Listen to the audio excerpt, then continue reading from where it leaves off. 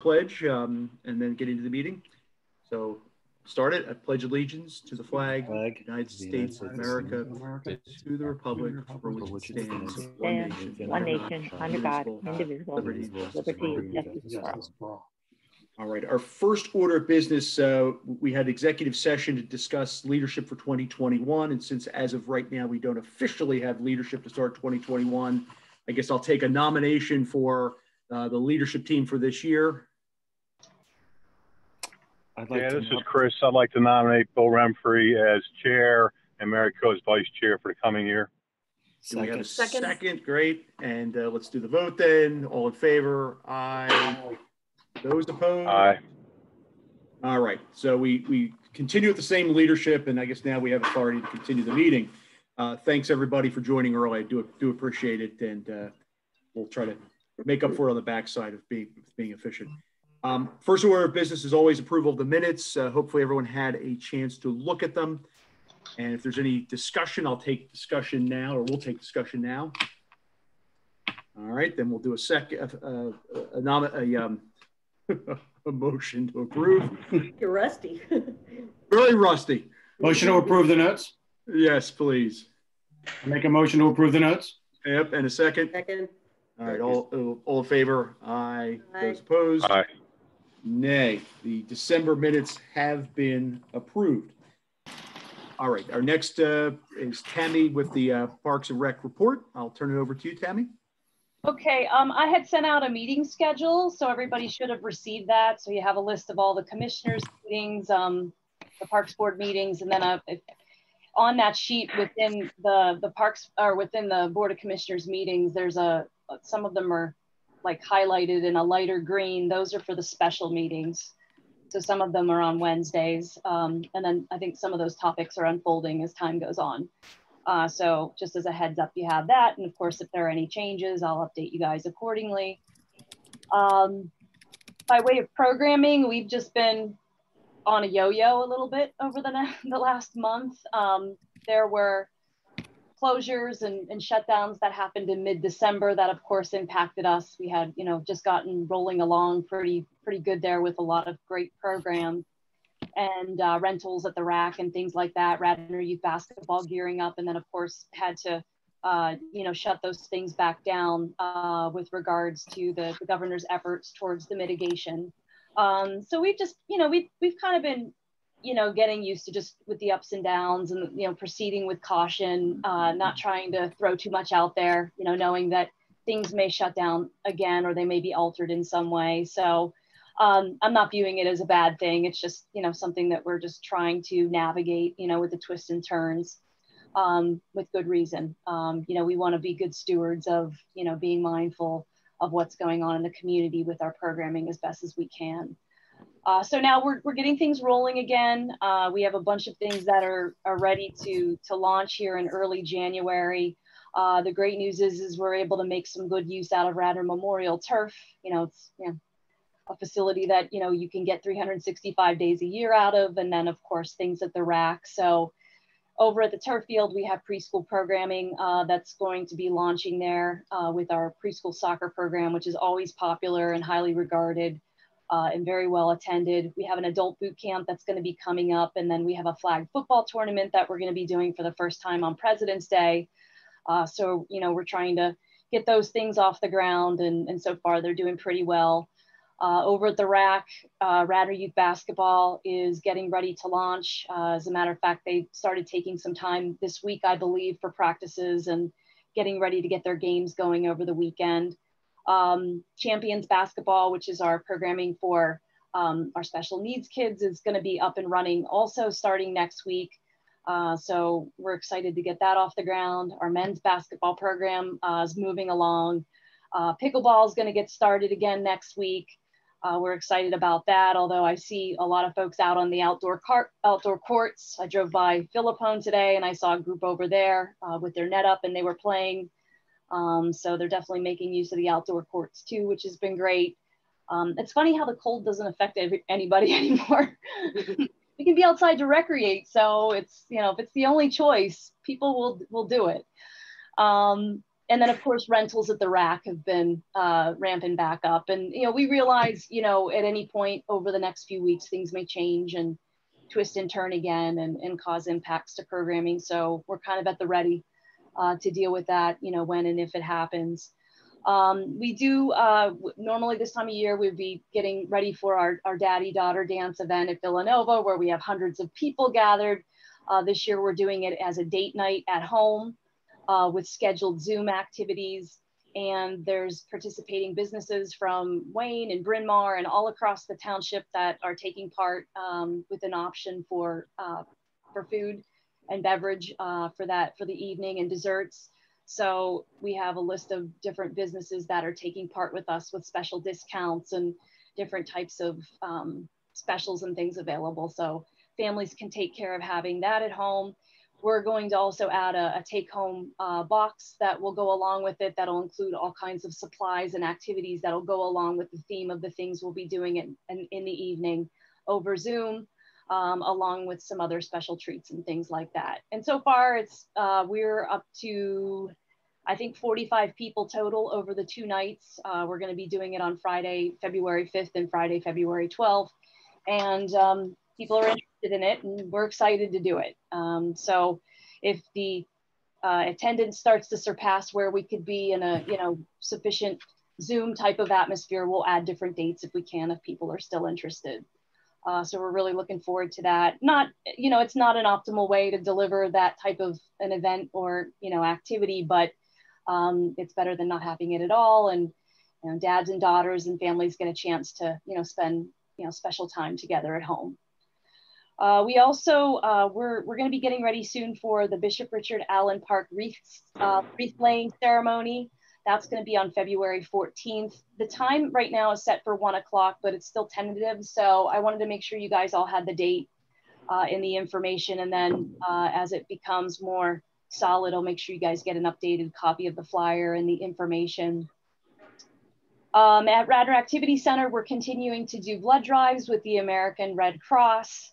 Those have been really popular. It's not a show up and give blood type of a event. You have to actually sign up and register for a time slot due to the restrictions, of course, with how many people we allow in the gym.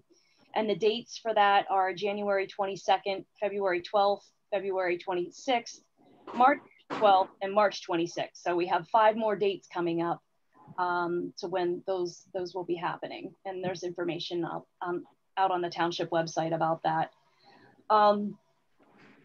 So there's a lot of great videos and stuff I put as links in my director's report.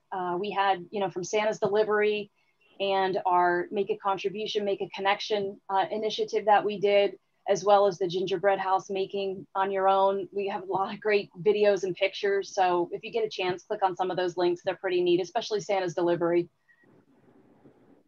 I definitely recommend that one. There's some great shots of Bill throughout that because we happen to have mainline TV on our route. So lots of highlights of you, Bill. Autographs later, it's okay. So, obviously we're trying to take it kind of slow and steady as we plan the next few months. I mean, right now we would typically be knee deep in Spring Extravaganza and Wheels of Wayne and all those large gathering events. But right now we are looking at reformatting some of those and looking at some new ideas where we can, have less people gathering, smaller activity type atmosphere. So I can't look into the crystal ball to see how far out we're going to have to continue to do that. But I suspect that we will be doing it on into the spring and probably into summer as well for a while.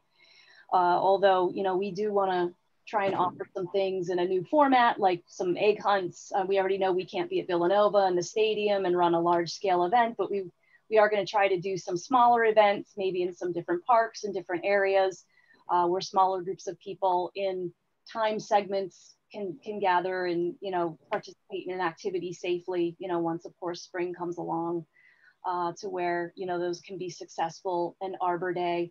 And things like that, where we can have a smaller event type of situation that's safe. And of course, outdoors. We're also gearing up for summer, believe it or not. We're starting to get our summer plans together. I know I've been in touch with the school district and Bill Dolan just to see what our options might be for this summer. So I'd be curious to know if there's any hard nose, you know, with the schools. I know there's a large scale stadium project that's going to be taking place. I believe it's in the summer. And I know that will probably impact, you know, some of our usages there. So we're trying to understand that, and then also, you know, be creative. You know, last year we did in-person camp at the parks and it worked very successful. This year we're evaluating possibly doing that at the RAC, where we have an indoor facility, but yet we have the outdoor fields and spaces that we could potentially use too, so that we could deliver a camp, you know, safely and similar to what we've done we did last year, but with an indoor facility nearby. So we are looking creatively at some of those things. So that really sums up a lot of my report over the last few weeks. If you have any questions, I'd be happy to address those. Tammy, I don't have a question, but I have a comment. I have gotten so many, or heard, it's not for me, compliments on the turkey scavenger hunt thing. In fact, I was at the Willows today and somebody was there with his 4-year-old child and he said, that was so great. They ought to do that all the time on an ongoing basis, depending, you know, changing the theme depending on what season it is. So, you know, that was really, really popular. Even adults were excited about it. People hadn't signed up who were walking through the park, like, oh my God, this is really great. So, you know, I don't know how many times you can can use that theme, but people apparently really, really enjoyed it. They did, and that's one of the slideshows and pictures that we have on one of the links within the director's report. It's also up on our website, right at the programming page. Families loved it, and they sent us awesome pictures of them together, you know, out there on the trail. So it is something that we do intend to repeat seasonally. We are thinking up some other themes and stuff that we're planning for the spring. We're also working on a 12 months out of the year celebration of our trails. So, you know, one of the things people have really come to, you know, adore during this time has been their trails. And not that we're trying to attract more people to the trails, but we're trying to give them more reasons and abilities to be able to appreciate them and experience them through different types of activities. So, you know, without having a full-scale trail-based event one day a year that, you know, you celebrate, we're looking at it as more of different types of activities that they can do at the trails. For instance, at Ithan Valley Park, which is a park that not a lot of folks go to experience the trails, to have an opportunity for them to go and trek through the trail system there and learn about all the rare specimen trees that exist throughout that park. And then obviously there's a flavor of education that's behind that as well. So we definitely are looking at creative ways, you know, to get folks out on the trails, to, you know, get them hunting and searching and having a good time, because they certainly have come to appreciate it. Good.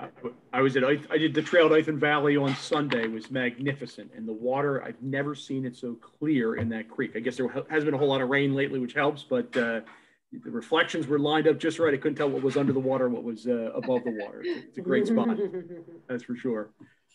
Thanks, Tammy, as always. One note, I'm a pretty aggressive calendar person, so I put in those dates for 2021 in my personal calendar. I noted just a couple of things, is that April and November are not the usual second Thursdays. So if you're one like me to put these things in the calendar in advance, I think it's actually the third Thursday for those 2 months, and we don't have our August. We never have a meeting in August, and that's true again as well. Any more questions or comments regarding the programming that Tammy just addressed? All right, let's move on to our board reports. Commissioner Farhi is with us, so I'll ask for any updates from the BOC. Nothing new, nothing that I have. If anything comes up, I will be sure to let you know. And you know, I'm never shy of giving my opinion if something comes up. But just congratulations on the appointment again, Bill, and Mary again for Vice President. Thank you, Commissioner. And Happy New Year. Happy New Year to you. Any questions for Commissioner Farhi, BOC, while he's here? All right. I I think either Sarah or Andrew next would be our school board, and any updates they may have for us. I'll definitely hand it over to Sarah. Yeah. So Tam, you may want to listen. You're going to have to stick with Bill Dolan on the final schedules, but I will say that the board we had a full meeting of the facilities committee full meeting of the board for facilities last week. We're going to have another one this Tuesday evening at 7 p.m. It's probably worth attending, especially if you're interested in understanding what's going to go on at the high school. We'll replay a modified, just kind of upgraded video of the planned changes at the high school, infrastructure updates, along with budgets for people who are so minded. The plan is to be able to go out to bid by the end of February, of course, pending approval from the township commissioners for the program the plans we've submitted, and hopefully be able to have the contractors start at the beginning of April. So that schedule got moved up a little bit. Bill probably is keeping track because he knows the sports at the high school. We moved it up a little bit in part to make sure that we can get everything online in the fall as soon as possible. I think construction may roll into September somewhat, but we're trying to make sure we can get on the football field and have Enki fully available in the fall. So we're trying very hard to cram as much as we can into that summer, and some of that involves allowing the contractors to be able to stage certain projects as early as April. That will make it difficult, I think, Tammy, for there to be much activity in the community on the high school property. It doesn't mean there can't be other things, so certainly you should talk to Bill Dolan, but I do know it's going to be difficult on the back half of the Radnor Chester side to be doing much, because there'll be a lot of activity in terms of construction equipment. And I just think from a safety standpoint, we want to be careful about that. So hopefully everything's on track. We also moved up our bidding in part because we want to make sure we're planning ahead for delays that may be arising because of shipping. We know there have been problems obtaining materials and things like that. So we're trying to get ahead of some of that. But I would ask people, please do try to watch on Tuesday night. Happy to have your feedback. Please feel free to call me personally or email me. My board address is on the school board. You guys all know how to reach me. But it's important that we have community input about what we're looking to do. This month is just an approval to go out to bid. It's not actually approval of the bids. So we won't know anything final till we get the bids back in and have pricing and the board actually approves that piece. Glad you mentioned that, because I know that, yeah, it's good distinction. It has to come in, I think it probably has to come in definitely at or below budget these days. So that's certainly another key piece that'll come up in February, March. But otherwise, things are going pretty well at the district. I saw some of the new trees that went in at the middle school. They look nice. Thank you to the Shade Tree Commission. Thank you also to the Shade Tree Commission. I think your efforts, along with some of the members of the board, have helped us ensure that there's a lot of green going in, and you'll see that in the video on Thursday of what's supposed to be planted in place of some of the trees that do have to come out for construction. But yeah, otherwise things are going well at the district. We are currently still hybrid in all of our buildings, which at the secondary level means students can come in every other day. And at the elementary level means they come in either for the morning or the afternoon, and then the other part of the day they're virtual. So, and we are also doing sports this fall or this winter. And the COVID treatment, the COVID planning we've done around that is students who are playing on a sports team. For most of the teams, that means that once your team begins competing against other schools, you do actually have to be virtual, because we can't control out of the masking in the other communities.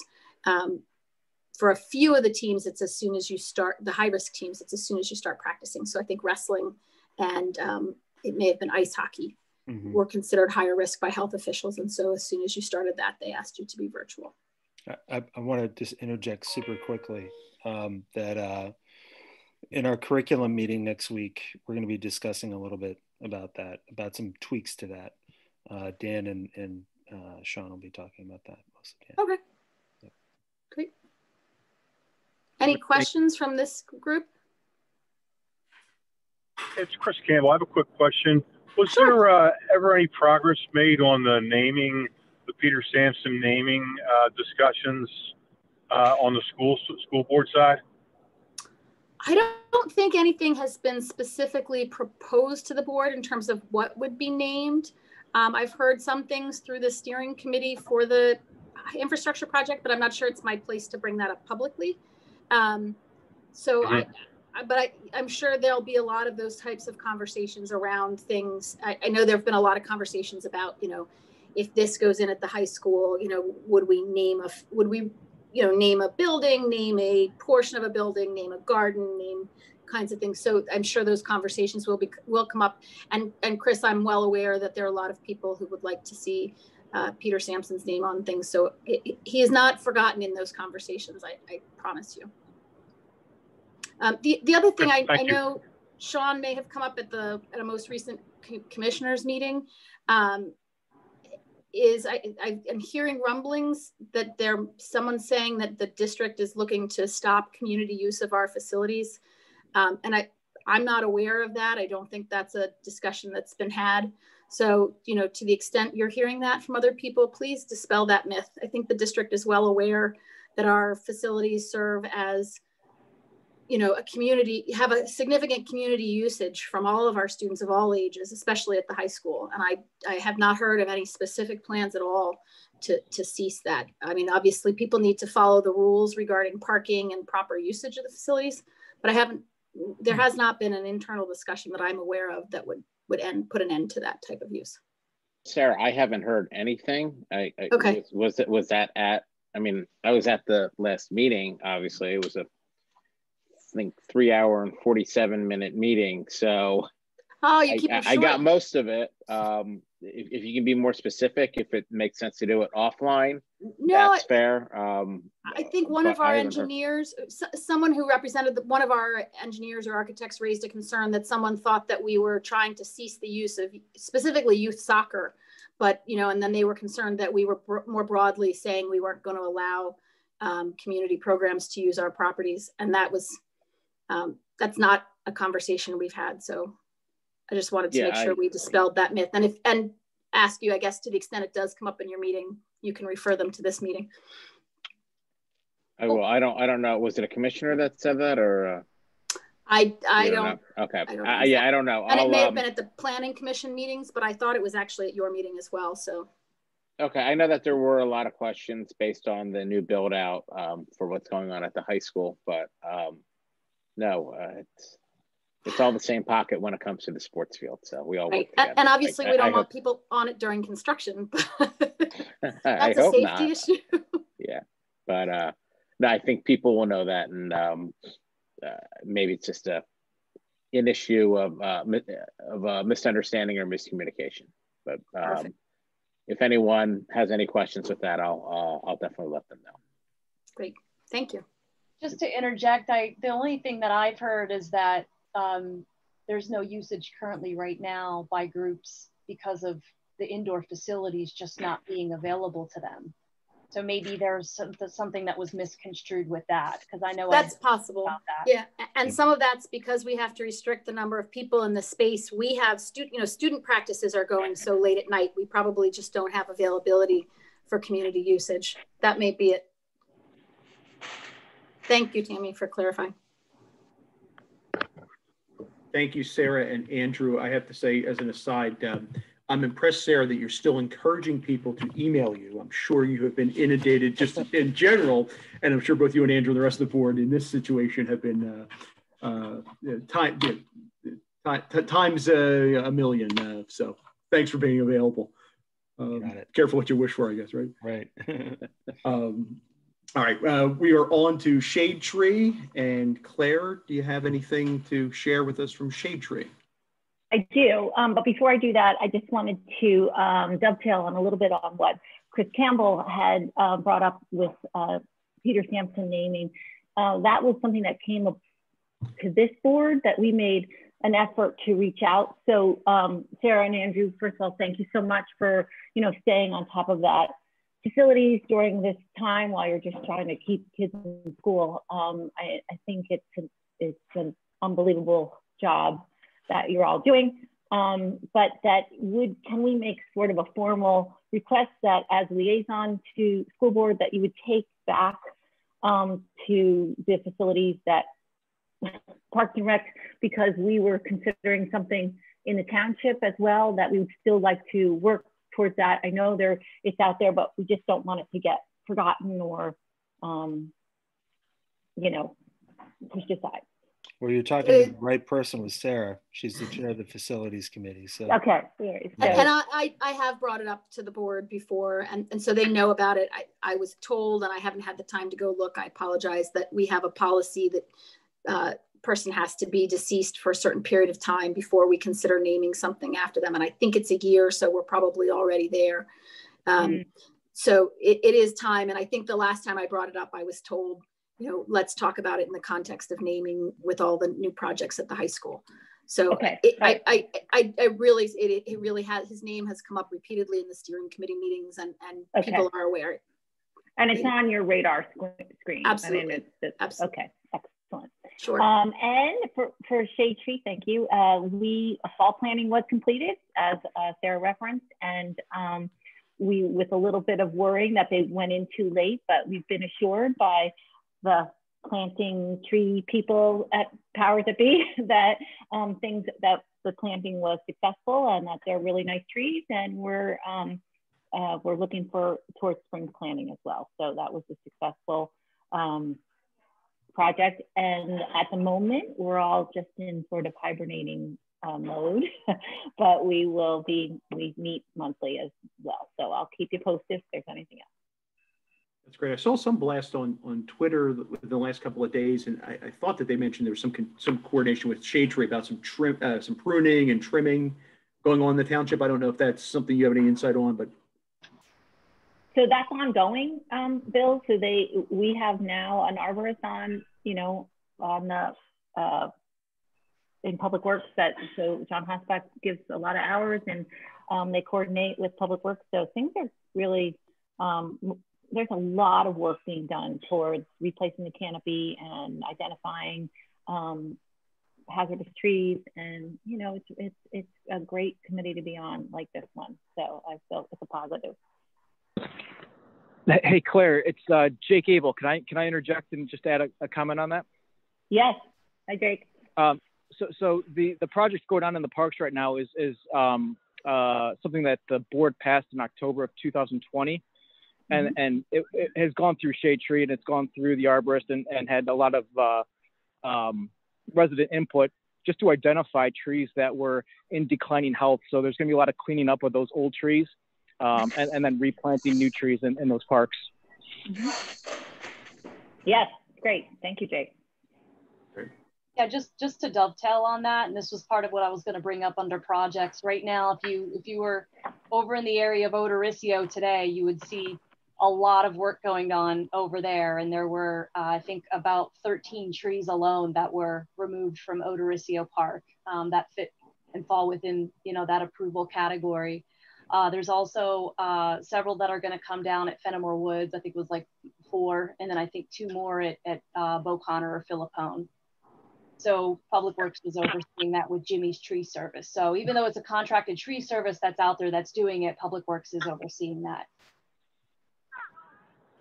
Yeah, and Tammy, there were 2 trees that were planted in Odorriccio on the back hill by the basketball courts, and those have been identified. And I mentioned it to Bill and to Mike Simmons, and requested that we try to put those in another place, just because of the activity, especially during the winter season. If it snows, those trees are probably not going to make it because of all the sleds that are going down.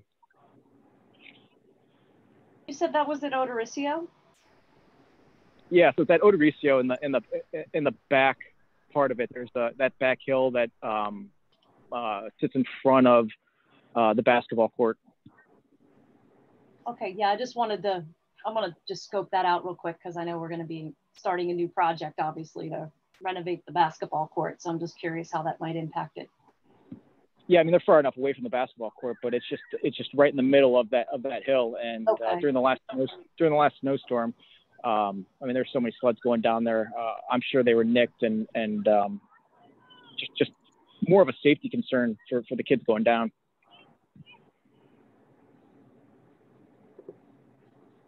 Hey, anything else on shade tree or trees or parks and trees while we're on the topic? It's a great discussion. All right, well, I'm going to kick it back to Tammy for the projects update, please. Sure. So just to talk about a few projects. First of all, Emlyn Tennell Park. Originally, we were planning, along with SEPTA, coordinating their entry agreement to come in and remove the bridge structures in January. Well, now that has been pushed to February 13th and 14th. So that's going to end up now taking place. It's President's Weekend, I believe. So there's some information that's going to go out shortly to the residents that live nearby. There will be a temporary impact to Garrett Avenue, Emlyn Tennell Way. I'm not sure what people are, how it's going, how they're referring to Garrett Avenue these days, but I know we had renamed it to Emlyn Tennell Way. So the road will be shut down for mobilization and ability to get the crane and the whole system in, and then of course reopened, and then it'll be closed down again to get everything back out. So it's quite a long process. It's a 2-day process that'll take place. And then if we end up having any type of weather or other impact that precludes it from happening, that's going to end up pushing that project to the last weekend in March, which isn't ideal, because I believe at that point, you know, we may have softball starting by then. And I have had conversations with Little League about that already, that might impact that particular weekend. So we're just trying to keep our fingers crossed at this point that they can get it done the 13th and the 14th. And that way we can just kind of put that project behind us. Unfortunately, the dates, you know, they're trying to coordinate it when they have an outage. They've scheduled outages with regards to the rail usage. So, and then there's, you know, being able to procure the craning company, which is very significant. It's a very large crane. It's in 3 different parts in terms of how it has to come in and be assembled, and then be able to, you know, perform the work. So there's a lot of pieces and parts to that that kind of go along. So we hope to get that done as soon as possible in that February weekend. And then shortly after, so there'll be temporary fencing that'll go back up. And then shortly after, there's 350 feet of new fence that is going to be installed that'll run all the way from the street, the whole way down to the back corner where the batting cage currently is, you know, where the batting cage area is. I think the batting cages have been removed, you know, because they're seasonal, but there's an area where they sit, and right to the corner before the fence comes back in towards the park, that'll all be new fencing. That entire run of fencing, it'll be a 6-foot black vinyl coated fencing that'll be reinstalled, that'll be installed in that area. And then along the fencing that comes in to the park and then goes all the way to the back of the park, there's a lot of holes and spots and openings and things like that that will be repaired by SEPTA as well. So, and then there's the tree replacements, of course, for the, I think it was 2 or 3 trees that were removed in the park as a result of preparing the area for the bridge structures to be removed. So those will be replaced at some point as well, most likely in the spring when we can get those plantings done. And everything's been memorialized in an entry agreement. So it's not, you know, something we've just done, you know, on the back of a napkin. There's a legal agreement that was constructed by John Rice that was prepared to get that work done. So, you know, there'll be more information going out, and that information not only will be on the township website, but there is a target communication that'll go directly to the residents that live right around the park and live on that street. I'm sure I'll get some questions too. Maybe definitely. One or two. Yeah, and we'll make sure you're definitely one of the first people on the list to get the information, Sean, too, so you know what's going on, because I'm sure you will have questions.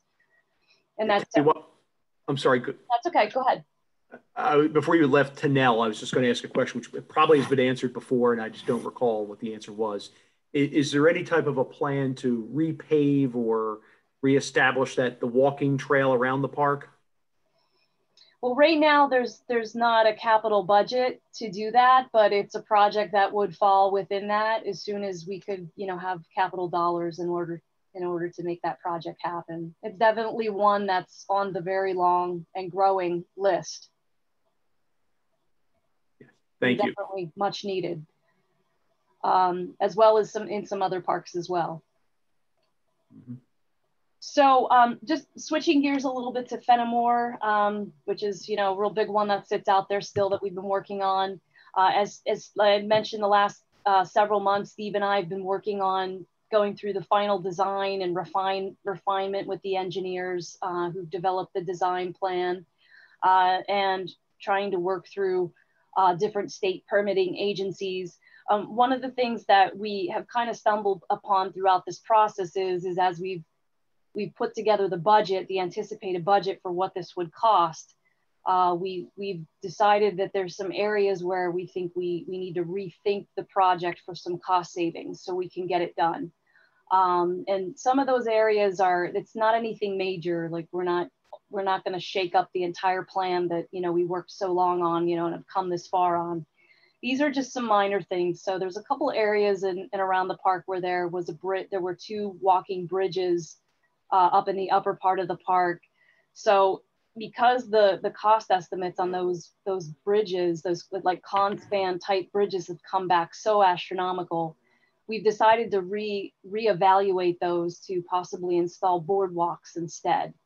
So we're going to look more closely at doing something like that, a little bit more cost effective, a little bit more creative, doesn't cause a great impact to the design. There's also some ADA pathways that go in and around the pavilion area that we took a closer look at and thought that logically could be designed a little bit differently and a little bit more thoughtfully and logically towards consideration for those with disabilities that may enter or navigate the park. We thought that with the lower parking lot, in the final design, it was very, very large considering what's there now. So we wanted to shrink that down a little bit and slide it back down to more where the existing parking lot is. So in order to do that, there'll be some design costs that will incur with Gilmore and Associates, who's been preparing the plan. So right now, they would have to modify their current proposal that they have with us. And they're working through that with us right now to see what those costs would be. So even though there'd be more costs to come back and do some redesign in the long run, it would end up saving us a whole lot of money on what some of those structures and changes to the park could ultimately be once it's bid. We don't want to end up in a situation once it's bid that we're just so far over budget that it's just unrealistic to build it, given the amount of bond dollars that are left for this project. And then there's also the opportunity coming right now for a DCNR grant, which can be pretty hefty. I don't know if you remember for Clem McCrone, I believe we got 300 or 350,000. So that's something that we're going to have them work with us to design or to come up with in terms of preparing the application as well, so that we can try and obtain some additional dollars that'll go in, against the ultimate, ultimately how much the cost of the park is going to be once it becomes bid. So those are a couple pieces we've been working on, and it's likely that any modification or rescope of work with the designers would go back to the Board of Commissioners. So they may end up seeing that again within the next month or two. But again, not anything earth-shattering to the project, but something to help us get there and achieve the project in a lower cost. Is there significant concern, Tammy, that we may have difficulty getting a bidder to come in within the current plans and budget? Right now, like we've kind of gone through cost estimates. It's tough right now because although we'd like to think that it's gotten more affordable to do construction and do lots of work, given challenges and things that are going on with the economy. Things actually I understand have increased.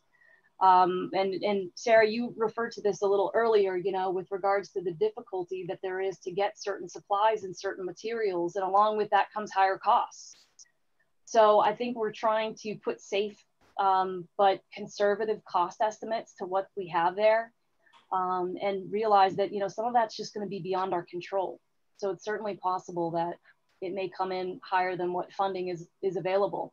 And keep in mind too, like as part of this bond, we had a couple projects already that have taken place that have cost more than they were originally estimated. So they have also chewed up more money within that you know, within that allotment there that was available. So now getting down to, you know, essentially what's the last project, you know, the same amount of money and the funding is not available to what we originally started out with. So we're just trying to be as creative and realistic as we possibly can, but also not compromise any major part of the project because so much of it is vital. So we're going to keep pressing on with that. So Hartford Park Trail construction is moving along. For anybody who's been up and around the park, it's moving along quickly. I know the project's slated to end by the end of February, and then tree plantings as part of that project would take place in the spring. I know the TAP Trail project was awarded and construction is about to get underway. I think there's a kind of like a pre-meeting at the end of January here with our engineers to start going through that and get ready for that project, which is a very big one that'll be starting. We installed a sign at Sawmill Park that had actually been we had it designed and developed back in 2015, but something that has been stored away because we had a pedestrian improvement project that took us several years to figure out what we were going to do and then finally do it. It just had a lot of other implications with regards to Skunk Hollow and the Darby Paoli Trail, and finally got that sign installed. So for anybody who's been over in that area, you see a brand new, you know, sign that's consistent with the sign design that exists throughout the rest of the park system.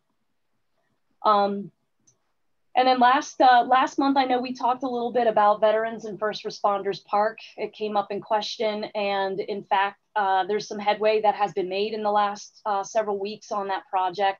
As a matter of fact, members of the American Legion are going to be at the February 8th Board of Commissioners meeting, and they're going to present their fundraising plan for the pavers and some of the tiles that would go into building the walkways and the wall within the park in terms of recognition. So those would be things that people could donate to fund to be able to construct those elements within the park.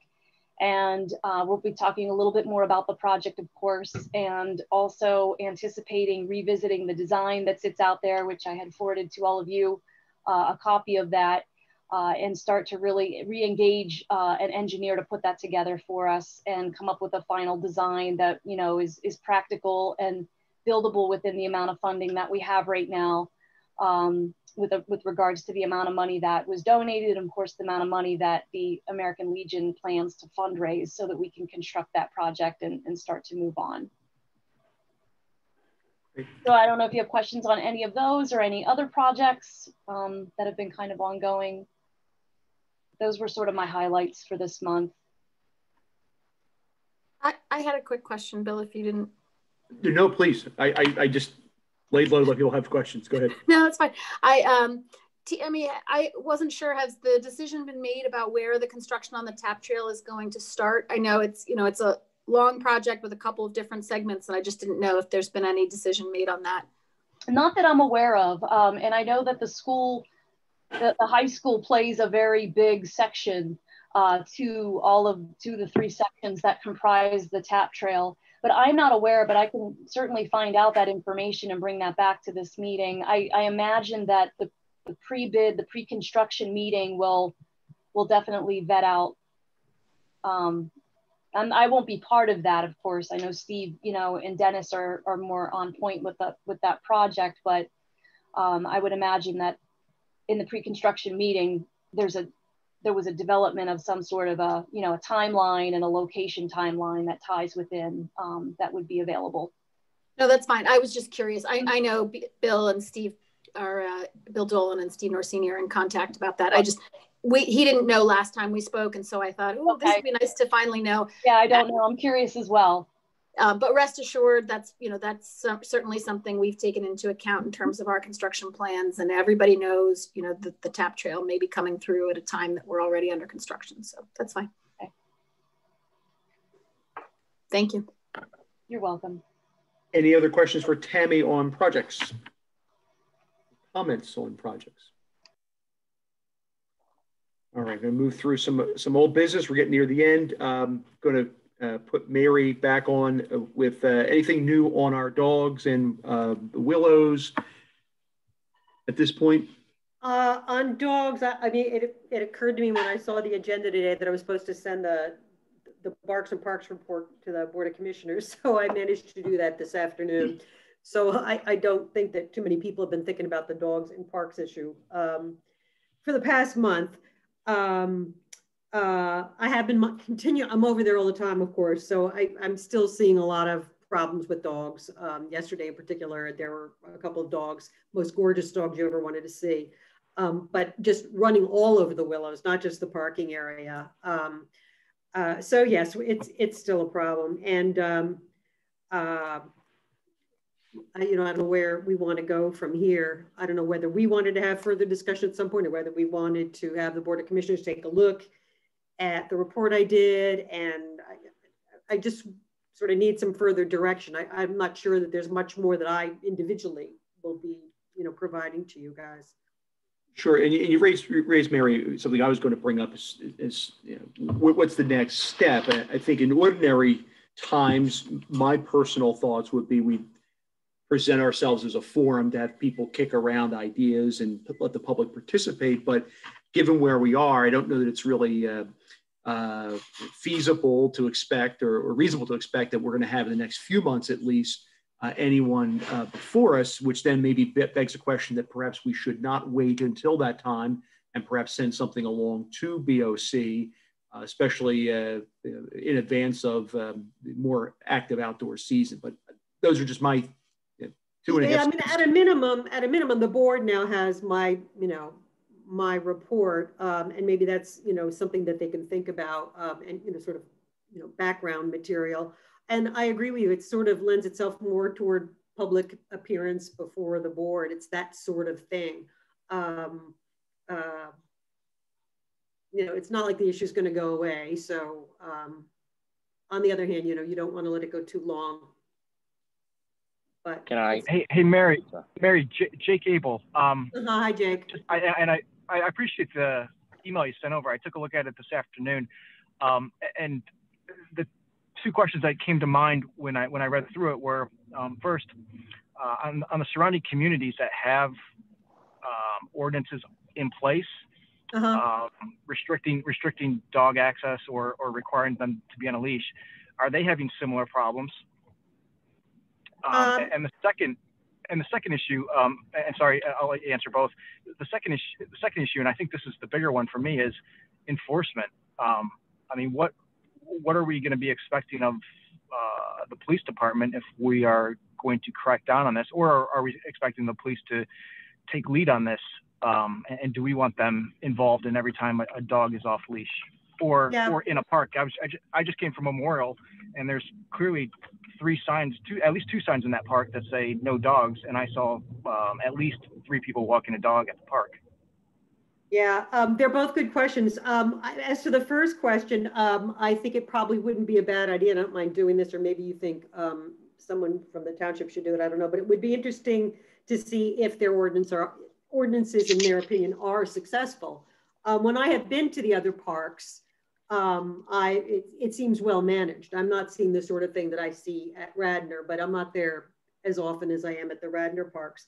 But it would be interesting to know what those other townships, or it's the state, or I'm not gonna, I don't know, Valley Forge too is federal, but it would be interesting to know what their assessment of the situation is. Again, I know, like, for instance, when I'm at Valley Forge, which is a lot, people are compliant, dogs are on leashes. You never see a dog off a leash, ever. As for enforcement, we've talked about that among ourselves as well. Do you want to, is it enough to have it on the books?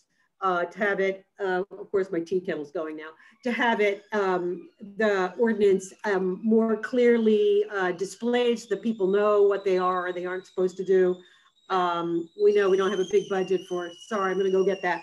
We know there's probably not a big budget for enforcement. So all good questions. While Mary's getting her tea kettle, I would like to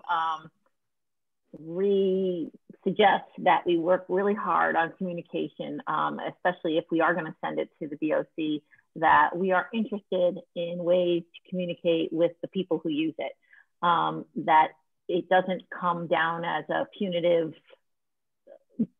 law right away or hand slapping, because I think we've, there's some precedents there. Not saying I agree or disagree, but that how that park is being used and it's a treat for, as you know, Mary, and it should be for everybody.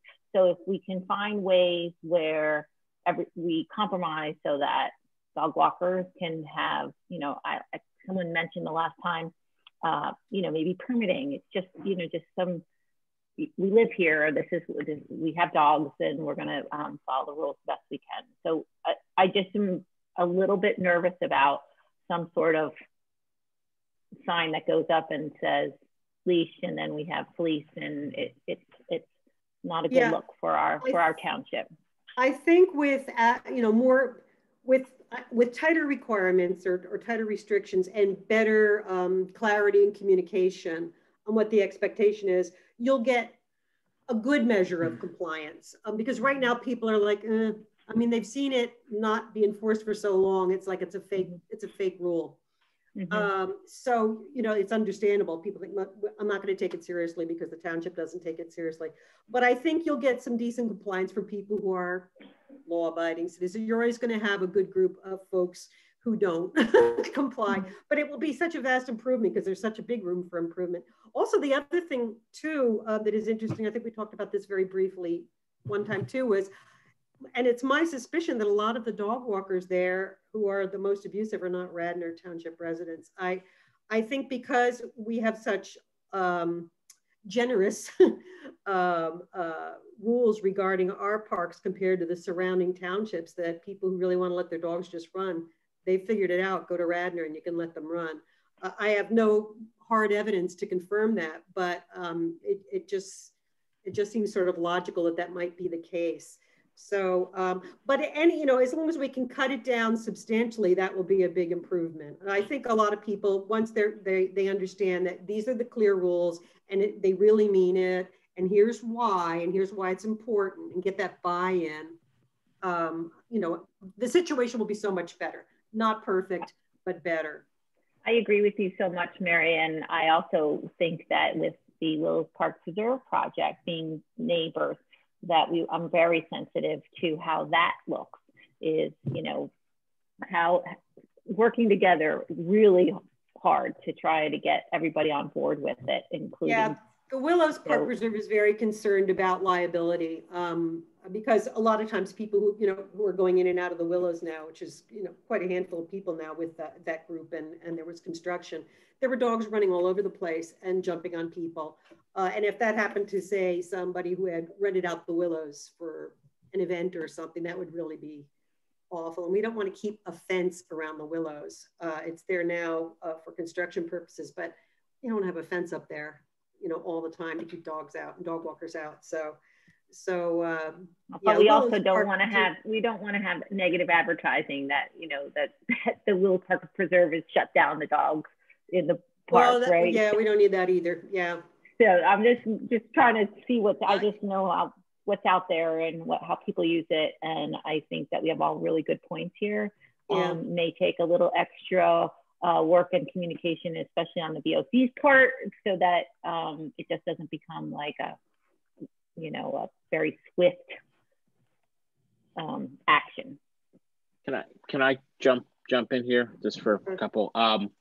So I think buy-in's the right thing. I'll say this, no one loves dogs more than me. I've adopted a bunch of them. My dad is a veterinarian.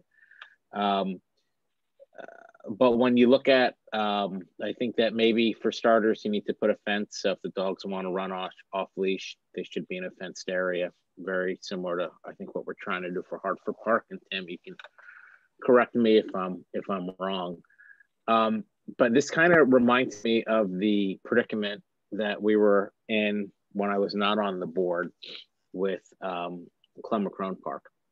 I don't want to see us throw millions, and I mean millions of dollars at the Willows, and then it's a dog park, and it's a health issue. Dogs are great, except that they bite you or they jump on you and you're having a wedding or an event there, or if you step in a pile of dog waste. So I'm not saying that we need to take it away. I just, I think that if we look at the longer term plan of what we're investing in the Willows, maybe there's an alternative for another dog park at this point.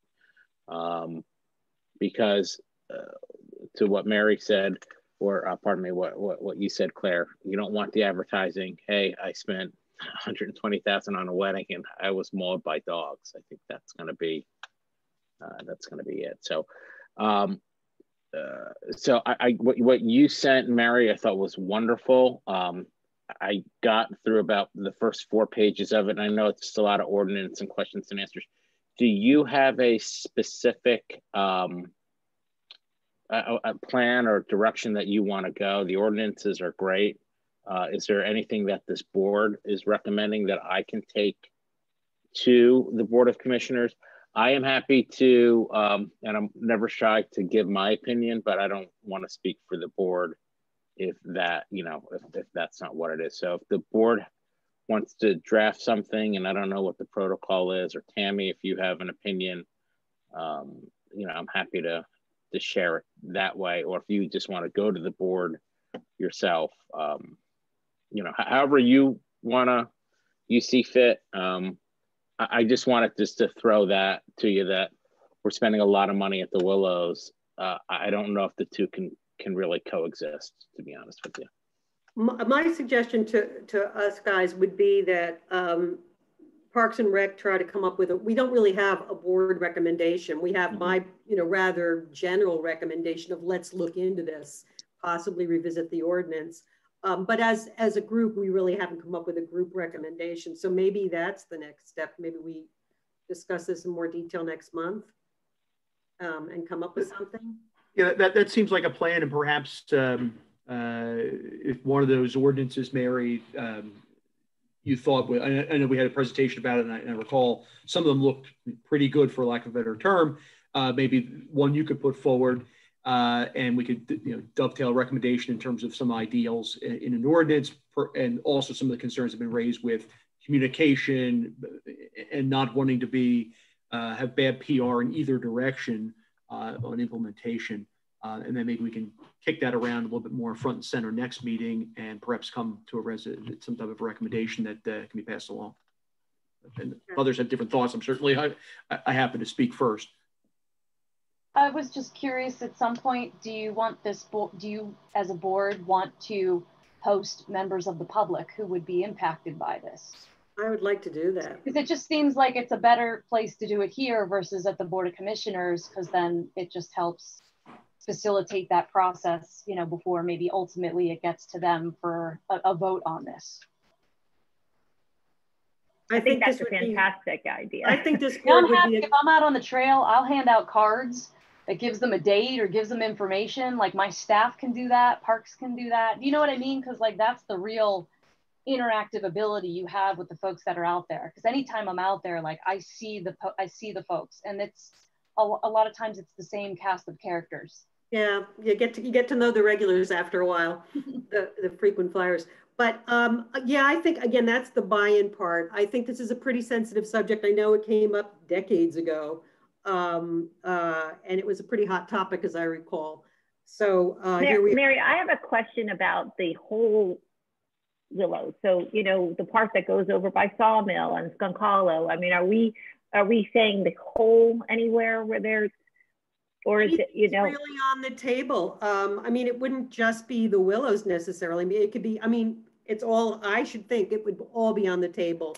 The Willow seems to be a particular focus because it's the Willows, Skunk Hollow, that area seems to be, well, so if you come in from the Sawmill side, you can come down and go by the bridge and be by the water, and that's a little bit more friendly to, it's not near the mansion. So right. Are there ways to, I don't know if that's even possible. I don't know the idea, but so that you don't enter on the Willow side, you enter on the mansion side, you enter on the other side. What some of the ordinances, some of them are really well thought out. Lower Merions and Tredyffrins in particular, they had things like here but not there, or here Mondays, Wednesdays, and Fridays between 9 and 12, but not other times. It made the ordinance a little more, it had more moving parts, it was a little more complicated, but when you read it through, there was a lot of equity and a lot of fairness and a lot of thought given to it. So that's the trade-off. Great. You can have something that's very simple, but paints with too broad a brush, or you can have something that's fairly well tailored that kind of gives everybody a little bit of what works for them. So there's lots of opportunity for a lot of thought on how to craft this, but those kind of ideas are what we want to hear. I mean, that was a really good idea, Claire. So Tammy, it sounds like it'd be great if we could have visitors at the meeting, and maybe, but it sounds like it's not something we should try and get through tonight because it wasn't posted on the agenda. I think you're right to try and reach out to members of the public for a meeting like that. Yeah, and my recommendation is, we've got to do that when we're back public, when we're back in person. I don't think that's something we can try and facilitate like this. That's just my recommendation. I mean, I would say, spend time talking about it maybe, and if there is an ordinance detail recommendation that we think that could work and would fit, and then maybe that becomes the substance of the discussion when there's ability to be in public. Right. I think the time that we should be using this time now, which is not optimum for having a group, but it is optimum for doing things like coming up with some written ideas, maybe drafting a proposed ordinance, giving it, coming up with ideas like yours, Claire, just among us, so that by the time, hopefully, we can have a real face-to-face public meeting, we're really ready for it. Because that's so much better a forum, especially if it's, a large number of people of interested. You guys have all been on Zoom meetings with dozens of people. I mean, they're really unwieldy. It breaks down pretty quickly. So I think I'm agreeing with everything everybody's saying. Is it okay to send people directly to you about this? I'm pretty sure that I could find a lot of people who are regular users who live in the township. Is it okay to just send them? I'm sorry, Claire, were you asking me? Tammy, can I, Yeah. Yeah, I think we should start to compile a list. Is that okay to send them to you? Absolutely. Okay, thanks. So you would not like me to even broach this at the board meeting? We'll wait for you guys to come up with. I guess that's probably best that you guys come up with something. Yeah. I think we need a little more work on it. And at least another month, I would think. Okay, and I think once it gets warmer, and Tammy, if you can, I know you have to go soon. But I think once it gets a little bit warmer and it's easier for people to be out at the Willows, I think that's definitely going to be able to educate people. Maybe even putting some signage up, like we have with the COVID, that you just plunk in there. Stating what the case is or what it may be. That's a good way to educate. And then I don't want to say put it up on the website, but if you could put something up on the website, or put a phone number or something where they can reach out to one of us, I think that's probably going to be the best. Okay. Any more comments? Lots of good ideas and discussion points here on that, and we can bring that up again next month, perhaps, and maybe with some concrete framework. Understand we might not be at a recommendation stage, but at least getting some ideas amongst the board as to what they might have some comfort with, and then soliciting some public input as well to help guide that process. And Mary, in the meantime, I can reach out to those townships and see how their ordinances are going for them, whether, prior to COVID or even, currently, how they feel it works or doesn't work and what have you. Yeah, I think that was a really good question. So yeah, if you could do that, that would be great. Yeah, I definitely can. Okay. Well, we've come to the end of the regular agenda. I don't know if anyone else has any other topics they'd like to bring up. Yeah, Mr. Chairman, hey, it's Jake again. Yes. One last topic that I want to, and it's old business because we've discussed it in the past, but it highlighted tonight by the discussion around access to fields and the impact that COVID's having on kids being able to participate in sports. I would like to see if the Parks Board would look at the issue of using Ortoricio or another park for a mountain bike club. I mean, that's a sport that could be ongoing right now, and we could have kids outside enjoying a sporting activity and bonding with friends. There's a lot of benefits, not to mention what the group does for the environment. And I think we'd certainly be happy to kick that around. I know that we did have a group that presented, I want to say at this point, 2019 or the first part of 2020 with some ideas for Odoricio. And if I recall correctly, there was some at least targeted pushback from one or more residents about that particular park. But I think it could be. I mean, there are some people that are for it and people are against it, but having gone through COVID now, I'd like to see what the climate is amongst the neighbors in the area, because that sport is only gaining popularity. And again, it's something that kids could be doing right now. So if you're playing basketball, you're 50-50 whether you're going to get back in, or you can be shut down at any time. And I think this is an activity where kids could be enjoying themselves outside and do it in a safe way. I think it's certainly a good topic to discuss, and I agree with all the attributes and positive attributes of the activity you discussed, Commissioner. Perhaps we can put that on our agenda for next month and amongst ourselves. Again, it's probably another item which we're going to need some public input on, but at least we could kick that around and see if collective wisdom has some ideas as well as the location and whatnot, and perhaps going about that issue. But I think it's a good issue to discuss. Okay, I appreciate it. Thank you. Any other issues tonight? And I'm assuming, Tammy, there has been no public participation, questions, invectives, et cetera, for us tonight. There's none that I have. Okay. Ian, do you have any that have come your way? I have not received any either. Okay. Thank you. Just like to stick to the formality. Just one of these days, someone's going to come in and have a comment. So we'll make sure the door's open at least for those comments. Okay. Well, I think we've reached the end of the agenda. Thanks again for another great meeting, everybody. I guess we should formally do the motion to adjourn. Move we adjourn. And in a second. All right. We are adjourned.